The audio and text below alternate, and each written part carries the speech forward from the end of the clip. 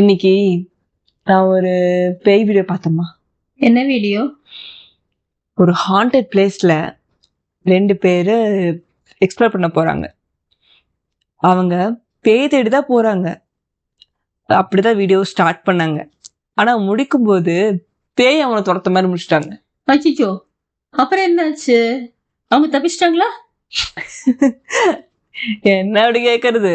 அவங்கதான் தொடரும்னு போட்டாங்களே.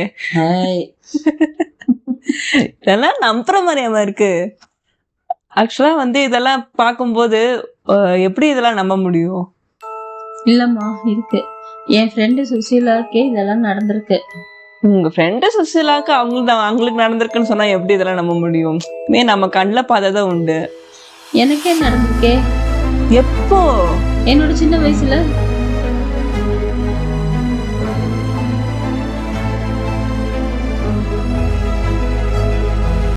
உண்மைதான் சொல்றீங்களா?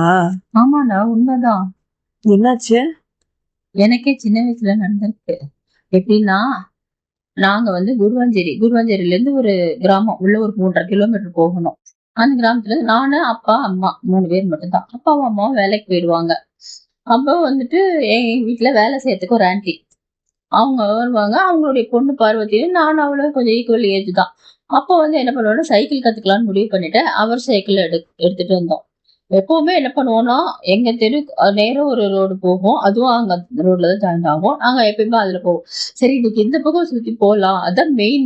அங்க மெயின்ல ஓட்டி பழகணும். ஆனா அது ஒத்தையடி பாதை தான். அப்போ அது டெவலப் இல்லாமே இருந்தது. அப்போ சரி அங்க போகலன்னா, ஆனா அந்த ஏரியால கொஞ்சம் முன்னாடி போன உடனேயே அங்க ஒரு பெரிய பாழுங்கிணறு தரையோட தரையா இருக்கும். அது பக்கத்துல ஒரு ஒத்தப்பனை மரம் இருக்கும். சரி, அந்த வழியா தான் போயாகணும். அப்போ சரின்னு சொல்லிட்டு, சரி இன்னைக்கு என்ன பண்ணலாம், ஒரு 12 மணிக்கு அந்த பக்கம் போகலாம் அப்படின்னு சொல்லிட்டு நாங்க ஒரு முடிவு பண்ணியிருந்தோம். ஆமா, நீங்க 12 மணிக்கு போனதா சொல்றீங்க. அதுக்கப்புறம் தான் என்ன ஆச்சு? 12 மணிக்கு போகலாம்னு பிளான் பண்ணி போனோம்.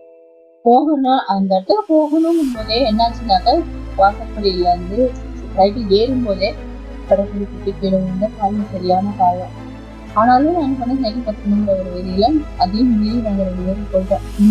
போயிட்டு கரெக்டா அந்த ஒட்டப்பனை மரத்துக்கிட்ட போகும்போது நான் அந்த பக்கம் விழாம நல்ல வேலை நான் இந்த பக்கம் விழுந்துட்டேன். ஆல்ரெடி என்ன ஆயிருக்குனாக்கா, அந்த 3 நாய்களையோ அந்த எட்டமாட்டு வண்டியோடய ஒரு தடவை அந்த கட்டுக்குள் தள்ளிடுச்சு. அந்த பக்கம் புதுசு யார் வந்தாலும் சரி அந்த மாதிரி பண்ணும். அது மாதிரி பண்ணிட்டு அதுக்கு இந்த சைடு லெஃப்ட் சைடுல ஒரு ரெட்டை புளிய மரம். அங்க ஆல்ரெடி ஒரு 2 பேர் அந்த புளிய மரத்துல 2 பேர் இறந்திருக்காங்க, சூசைட் பண்ணி இறந்திருக்காங்க. அது இதுக்கு விழுந்ததுக்கு அப்புறம் என்னாச்சு, என்ன பண்றதுன்னு எனக்கும் தெரியல. சோ நான் என்ன பண்றது, அப்படியே மறுபடியும் ஏறி வந்துட்டு அந்த நாய்க்கர் கடையில ஒரு கலர் குடிச்சேன். கலர் குடிச்சிட்டு திருப்பி வீட்டுக்கு வரலாம் எங்கேயும் போக வேண்டாம், வீட்டுக்கே போயிடலான்னு அவ என்ன பண்ணிட்டா, அவங்க வீட்டுக்கு போயிட்டா.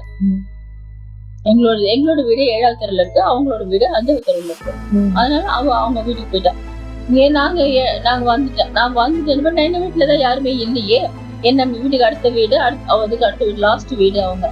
அங்க போய் என்ன பண்ணினேன்னா, சைக்கிள் அப்படியே கீழே போட்டேன். நிப்பாட்டுறது கூட என்னால முடியல. சைக்கிள் அப்படியே கீழே போட்டு பயங்கரமான ஒரு இது எனக்கே என்னோட உடம்புல அப்படியே பயங்கரமான டிஃபரெண்ட். சூரியன் கொதிக்குது பயங்கரமா, அந்த மாதிரி ரொம்ப டிஃபரெண்டா இருந்தது என் உடம்பு. அப்புறம் என்ன பண்ணேன், போய் அந்த அக்கா கிட்ட போயிட்டு, சசி அக்கா எனக்கு கொஞ்சம் தண்ணி கொடுங்கக்கா அப்படின்னு சொல்லிட்டு கேட்டுட்டு அங்க உட்கார்ந்தவதான். அதுக்கப்புறம் என்ன நடந்ததுன்னு எனக்கு தெரியாது, ஞாபகமே இல்லை. சரி, அதுக்கப்புறம் உங்களுக்கு ஞாபகம் இல்லைன்னு சொல்றீங்க, அதுக்கப்புறம் என்னதான் நடந்துச்சு? அதுக்கப்புறம் என்ன நடந்துச்சுங்கிறது எனக்கு உண்மையிலேயே ஞாபகம் இல்லை. ஆனா அக்கம் பக்கத்துல எல்லாம் சொல்றத வச்சு நான் எனக்கு என்னென்ன நடந்திருக்குதுங்கிறத நான் தெரிஞ்சுக்கிட்டேன். சரிப்பா, அது எனக்கும் தெரிஞ்சுக்கணும்னு ஆசையா இருக்கே. அது என்னதான் நடந்தது? அப்போ அது அப்புறம் என்ன நடந்ததுங்கிறத நான் சொல்றேன்.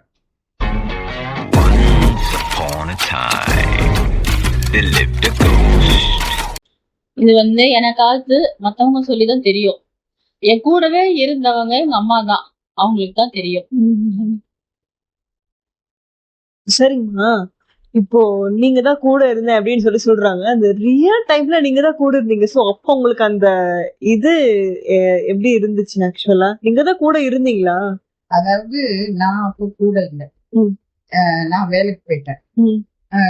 இவ வந்து மயக்கம் போட்டு விழுந்தவங்க இவள 4 பேர் தூக்கி கொண்டு வந்து வீட்டுக்குள்ள போட்டுட்டு ம். பக்கத்து வீட்டுல இருக்கிற பொண்ணு டிவிஎஸ் 50 எடுத்துட்டு எங்க கம்பெனிக்கு வந்துட்டேன். ம். கம்பெனிக்கு வந்து கேட்ல வாட்ச்மேன் செக்யூரிட்டிட்ட ம். விஜயலட்சுமியோட பொண்ணுக்கு ஆக்சிடென்ட் ஆயிடுச்சு, ம். உடனே அவங்க வர சொல்லுங்க. அப்புறம் அந்த வாட்ச்மேன் வந்து என்கிட்ட வந்து உங்க பொண்ணுக்கு ஆக்சிடென்ட் ஆயிடுச்சாமா, ம். நீங்க உடனே போங்க அப்படின்னு சொன்ன.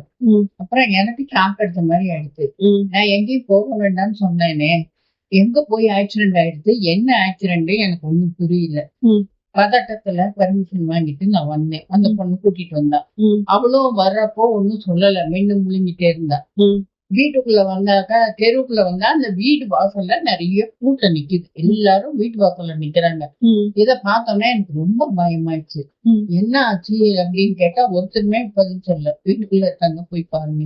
ம். நான் பதட்டத்துல வீட்டுக்குள்ள போனா இவ வந்து சுயநினைவே இல்லாம அன்கான்சியஸா படுத்து கிடந்தா. ம். வாமிட் எடுத்து ரூமு பூரா இது பண்ணி வச்சிருந்தா. ம். எழுப்ப கூப்பிட என்னன்னே கேட்கல. அன்கான்சியஸ் சுத்தமா. ம். தூக்க முடியல, நிறுத்த முடியல, ஒண்ணுமே பண்ண முடியல. ம். எனக்கு வந்து என்ன ஆச்சு, எதனால இப்படி ஆச்சுன்னு தெரியல. முதல்ல வந்து கேட்டா யாரும் சரியா பதில் சொல்ல மாட்டேங்குது. அப்புறம் தான் பக்கத்து வீட்டுல அந்த பொண்ணு சொன்னா, இந்த பிள்ளையும் அந்த பொண்ணையும் சைக்கிள் ஓட்டி கத்துக்கிறதுக்குன்னு போனாங்க கிரவுண்டுக்கு. ஆனா வரும்போது இவன் மட்டும்தான் வந்தா. ம். வந்த உடனே தண்ணி கேட்டா கொடுக்கறதுக்கெல்லாம் மயக்கம் போட்டான்னு சொன்னாங்க. அப்புறம் சரி இது என்னத்தினால இன்னும் தெரியல. அந்த பிள்ளைய ஓடி போயிட்டா. அவளை கேட்கவும் முடியல. என்ன நடந்ததுன்னு யாருக்குமே தெரியல. அப்புறம் சரி இவளை முதல்ல என்ன பண்ணலான்னு ஒரு ஆட்டோ பிடிச்சு 2 லேடிஸ் என் கூட வந்தாங்க. இவளை தூக்கி கொண்டு வந்து ஆட்டோல வைக்கவே முடியல. வெயிட் ஒரு உடம்பு பயங்கரமான வெயிட் ஆயிடுச்சு. ம். வலிக்கிட்டு போறா. ஆட்டோல கூட உட்கார மாட்டேங்கிறா. ம். அப்புறம் அவளுக்கு தூக்கிட்டு ஆஸ்பத்திரிக்கு வந்து, ஆஸ்பத்திரி டவுனுக்குள்ள இருக்கு. அங்க இருந்து ஒரு 3-4 கிலோமீட்டர். ம். வந்து டாக்டர் வந்து பார்த்தா செக் பண்ணாரு. பண்ணிட்டு என்ன சொன்னாரு, பிரெயின் அட்டாக் ஆயிருக்கு, ம். நீங்க உடனே செங்கல்பட்டு ஜிஹெச்ல கொண்டு போய் அட்மிட் பண்ணுங்கிறாரு. ம். என்னத்தினால பிரெயின் அட்டாக், என்ன நடந்தது எனக்கு ஒண்ணுமே புரியல. ம். அழுகையா வருது. ஏன்னா அப்பா வந்து அவர் வந்து என்னோட ஹஸ்பண்ட் வந்து மெட்ராஸ் டவுனுக்குள்ள வேலை பார்க்கறாரு. ம். அப்பெல்லாம் போன் வசதி கிடையாது. அவர் நைட்டு தான் வருவாரு. ம். நான் மட்டும் ஆஸ்பத்திரிக்கு தூக்கிட்டு போனா எப்படி தூக்கிட்டு போறது, என்ன எனக்கு ஒண்ணுமே புரியல. அந்த நேரம் சரின்னு திருப்பி ஆட்டோல கொண்டு வந்து ஏற்றி உட்கார வச்சோம், ஆஸ்பத்திரிக்கு போகலான்னு. ம். அப்போ என்ன பண்ணாரு, நாங்க இருந்த ஊரு பிரசிடென்ட் வந்தாரு. ம். அவர் வந்து என்னம்மா அப்படின்னு கேட்டாரு. என்னமோ பிள்ளை விழுந்துட்டாலாமா, பிரெயின் அட்டாக் ஆயிருக்குங்கிறாங்க, ஆஸ்பத்திரிக்கு போக சொல்றாங்க, எனக்கு என்ன பண்றதுன்னு தெரியலன்னு. அப்ப அவர் சொன்னாரு, இந்த பிள்ளையும் அந்த பிள்ளையும் சைக்கிள் ஓட்டுறத நான் பார்த்தேன். ம். அந்த கிரவுண்ட்ல சைக்கிள் ஓட்டிட்டு இருந்தாங்க, அங்கேதான் விழுந்திருக்கும். ம். இது பயந்த கோளாறுமா, ம். இது ஆஸ்பத்திரிக்கு போக தேவையில்லை. நீங்க போய் மந்திரிங்க, நீலாமங்கலத்துல மந்திரிக்கிறவங்க இருக்கிறாங்க, நீங்க அங்க கொண்டு போங்கன்ட்டாரு. எனக்கு ஒரு பக்கம் அந்த பேய் பிசாசு நம்பிக்கை கிடையாது. 2வது அவங்க அப்பா வந்து அவருக்கு கேட்காம நான் பாட்டுக்கு மந்திரிக்க கூட்டிட்டு போய் இது அதிகமா போச்சுன்னா என்னை வந்து திட்டுவாரு. நீ ஆஸ்பத்திரி கூட்டிட்டு போகாம மந்திரிக்க கூட்டிட்டு போயிட்டியான்னு திட்டுவாரு. ம். அதனால எனக்கு என்ன பண்றதுன்னு தெரியாம ரொம்ப குழப்பத்துல இருக்கும்போது என் கூட வந்த லேடிஸ் எல்லாம் அவர் சொல்றதுதாங்க கரெக்ட், நீங்க வந்துட்டீங்கன்னா நல்லா ஆயிடும் வாங்கன்னு சொல்லிட்டு அவங்களும் கூடவே கூட்டிட்டு வந்தாங்க. நேரா நீலாமங்கலத்துல முதல்ல ஒரு இடத்துக்கு போனா அங்க சரியா கிடைக்கல ஆளு. அப்புறம் இன்னொரு இடத்துக்கு போனோம், ஒரு லேடி வந்துட்டாங்க. அப்புறம் மந்திரிக்கும் போது இவளால அங்க உட்கார மாட்டேங்கிறா, எந்திரிச்சு ஓடுறா. இவளை பிடிச்சி உட்கார வைக்க முடியல என்னால. அப்புறம் என்ன, ஆனா என் கூட வந்தவங்க எல்லாம் எனக்கு ரொம்ப ஹெல்ப் பண்ணாங்க. ம். உட்கார வச்சுட்டு அப்புறம் அந்த அம்மா என்ன பண்ணுச்சு, என்னமோ சாப்பாட்டுல என்னென்னத்தையும் போட்டு குங்குமம் என்னென்னமோ போட்டு மந்திரிச்சது. ம். மந்திரிச்சுட்டு என்ன பண்ணுச்சு, அந்த சாப்பாடு அப்படியே எடுத்துட்டு வேகமா ஓடி வந்துச்சு அந்த அம்மா. ஓடி வந்தா அந்த அம்மா எங்க போறாங்கன்னு, அப்போ அவர் கூட அந்த வீட்டுல இருக்கிறவங்க ஒருத்தர் சொன்னாரு, இந்த அம்மா எங்க போகுதுன்னு போய் பார்க்க சொல்லுங்க அவருக்கு. உடனே அந்த ஆட்டோக்கார்ட்டே சொன்னோம், அந்த அம்மா எங்க போகுதுன்னு கொஞ்சம் பார்த்துட்டுன்னு சொன்னாரு. அவர் ஆட்டோ எடுத்துட்டு பின்னாடியே போனார். அந்த அம்மா வந்து நேரா இந்த ஒத்த பனைமரத்துக்கிட்ட வந்து இந்த சாப்பாடெல்லாம் வச்சு தூக்கி எறிஞ்சிட்டு அங்க வந்து கடால்னு விழுந்தது அந்த அம்மா. ம். அத அந்த ஆட்டோக்காரர் பார்த்துட்டு அவர் வந்து சொன்னாரு, இந்த அம்மா அந்த பனைமரத்துக்கிட்ட தான் விழுந்து. இவ விழுந்ததும் அந்த இடம்தான். அதே இடத்துக்கு தான் அந்த அம்மாவும் வந்தது. அப்புறம் அப்புறம் அந்த அம்மா வந்து சொல்லிச்சு, ஒன்றும் பயம் இல்லைம்மா, இப்போ வந்து நீங்க கூட்டிட்டு போங்க, இப்போ ஒருக்க நான் வந்துருச்சுட்டேன், சாயந்தரம் ஒருக்க நைட்டு ஒருக்க எலுமிச்சம்பழம் சுத்தி போடுங்க, காலையில திருப்பி கூட்டிட்டு வாங்கன்னு சொல்லிட்டு திருப்பி கூட்டிட்டு வந்து வீட்டுல வச்சா இவ இருக்கவே மாட்டேங்கிறா, எந்திரிச்சு எந்திரிச்சு ஓடுறா. நீ யாருன்னு கேக்குறா என்னையவே. அந்த மாதிரி மரத்துல கிளி இருக்குங்கிறா. யாரையுமே அடையாளம் தெரியல. எல்லாரும் கண்ணா பின்னான்னு வளர ஆரம்பிச்சிட்டேன். உட்கார மாட்டேங்கிறா, நிக்க மாட்டேங்கிறா. இவளை பிடிச்சு உள்ள வைக்கிறதுக்குள்ள எனக்கு போதுங்கன்னு ஆயிடுச்சு. அப்புறம் நான் கஷ்டப்பட்டுட்டு என்ன பண்றதுன்னு தெரியாத காரணம் லேடிஸ் எல்லாம் என் கூடவே இருந்தாங்க. ராத்திரி கரெக்டா 11:45 மணிக்கு இவர் வந்து அந்த கடைசி ட்ரெயின்ல தான் வருவார். அவர் வந்து அவருக்கு வந்து இந்த ஸ்டேஷன்லயே யாரோ சொல்லி, அது கிராமம் தானே, ஏதாவது வீட்டுல எங்கேயாவது ஒண்ணுன்னா அது வந்து ஊருக்கு பூரா தெரியும் நியூஸ். அப்புறம் சொல்லவே அவர் வேகமா வந்தாரு. வந்துட்டு என்னாச்சுன்னு கேட்டாரு. என்னாச்சுன்னு தெரியல, எனக்கு இந்த மாதிரி பிரச்சனைன்னு நான் சொன்னேன். சொன்ன உடனே அவர் வந்தோடனே அப்போ ஒரு எலுமிச்சம்பழம் இந்த 12 மணிக்கு சுத்த சொன்னாங்க. சுத்தி போட்டேன். சுத்தி போட்ட உடனே இவ என்ன பண்ணா, கண்ணு முழிச்சேன். கரெக்டா 12 மணிக்கு அவர் வர, நான் சுத்தி போட கரெக்டா கண்ணு முழிச்சா. கண்ணு முழிச்சு அம்மா பசிக்குதுன்னா அப்பான்னு இருந்தது எனக்கு. அப்புறம் சரின்ட்டு அதுக்குள்ள அப்பா நின்னுட்டு நான் யாரு அப்படின்னு, அப்பா அப்படின்னா. அப்புறம் எல்லாரையும் அடையாளம் சொன்னான். மத்தியானம் 12 மணிக்கு பிடிச்சது, ராத்திரி 12 மணிக்கு விட்டுச்சு. ஆனா அது வரைக்கும் அது உடனே விட்டது வந்து பெரிய விஷயம் என்ன. அப்புறம் மறுநாள் காலையில போய் வந்துருச்சோம். அப்புறம் ஒரு 2 நாள் ரெஸ்ட்ல இருந்து அப்புறம் சரியாயிட்டேன். ஆனா இது வந்து எனக்கு வந்து உண்மையிலேயே இதெல்லாம் இருக்கா இல்லையான்னு தெரியாத ஒரு ஸ்டேஜ்ல நான் நம்ப மாட்டேன் எதையுமே. ஆனா இது எனக்கே என் வீட்டுக்குள்ளேயே நடக்கும்போது இதே டாக்டர்கிட்ட போனா அந்த ஒரு நாளையில சரியா இருக்குமான்னு தெரியாது. அவங்க அது இதுன்னு டெஸ்ட் அது இதுன்னு எடுத்து எப்படியும் 1 மாசம் 1.5 மாசம் உட்கார வச்சிருப்பாங்க. ஓவர் நைட் 12 மணி மத்தியானம் முடிச்சது, ராத்திரி 12 மணிக்கு விட்டது. கரெக்டா எழுந்து தெளிஞ்சு உட்காந்து எல்லாரையும் அடையாளம். அப்பதான் கேட்டோம் என்னதான் ஆச்சுன்னா, அப்புறம் தான் அவ சொன்னா, இல்லம்மா நான் சைக்கிள் கத்துக்கிறதுக்கு நானும் பார்வதியும் போனோம். அவனைத்தான் அங்க எங்கேயும் போகக்கூடாதுன்னு சொன்னேன்னு, நீ எதுக்கு அங்க போகணும்? இல்லம்மா எனக்கு தெரியாது. அந்த பிள்ளை என்னன்னா, இவகிட்ட சைக்கிள் இருக்கு, அவளுக்கு ஓட்டி கத்துக்கணும்னு ஒரு ஆசை. எங்க வீட்டுல வேலை செய்யற பொண்ணு அவ.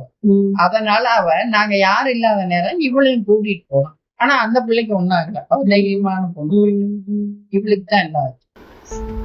இதெல்லாம் எனக்கு நம்புறதா இல்லை எப்படின்னு எனக்கு தெரியல. பட் ஆனா நான் நினைச்ச அந்த வீடியோவோட நீங்க சொல்றது ரொம்ப த்ரில்லிங்காவே இருந்துச்சு.